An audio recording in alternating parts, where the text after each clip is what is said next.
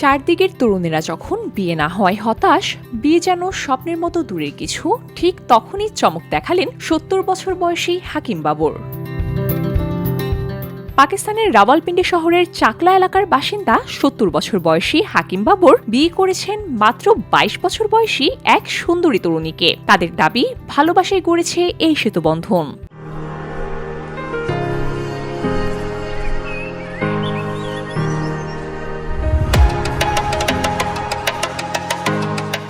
বিয়ের খবর ছড়িয়ে পড়তেই তাদের বাড়িতে ভিড় করেন কন্টেন্ট ক্রিয়েটররা। সামাজিক যোগাযোগ মাধ্যমে শুরু হয় তুমুল আলোচনা, সমালোচনা, ট্রল। তবে হাকিম বাবর স্পষ্ট ভাষায় বলে দেন, বয়সটা শুধুই একটি সংখ্যা, আসল হলো মানুষের মন। সবারই মনের দিক থেকে তরুণ হওয়া উচিত। তিনি আরো বলেন, আল্লাহর নির্দেশ ও নবীর সুন্নাহ অনুযায়ী বিয়ে করেছেন। তার সদ্য বিবাহিত স্ত্রী একজন ডিভোর্সি ছিলেন। তাহলে আমি কি ভুল করেছি?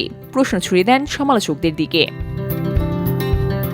২২ বছর বয়সী এই তরুণীর বক্তব্য কিন্তু কম আলোড়ন তোলেনি। সব সমালোচনাকে উপেক্ষা করে তিনি বলেন, আমরা কোনো অনৈতিক কাজ করিনি। যারা সমালোচনা করছে তাদের অনেকেরই মেয়ে বন্ধু বা বিবাহ বহির্ভূত সম্পর্ক আছে। তারা বিয়ে করে না, প্রেমের ভান করে প্রতারণা করে। তার দাবি, প্রকৃত ভালোবাসার ক্ষেত্রে বয়স বাধা হতে পারে না। সত্যিকারে ভালোবাসা পেলে বিয়ে করতে দেরি করা উচিত নয়। ঈদ উল ফিতরের পর তাদের বিশেষ পরিকল্পনাও ঠিক হয়ে গেছে। পবিত্র ওমরাহ পালনের উদ্দেশ্যে তারা যাচ্ছেন সৌদি আরব। নতুন জীবনের শুরুটা তারা করতে চান ইবাদত আর দোয়ার মধ্য দিয়ে। ৭০ আর ২২ সংখ্যাটা বড়, বিতর্ক আরো বড়, কিন্তু তাদের বার্তা একটাই, ভালোবাসা বয়স মানে না।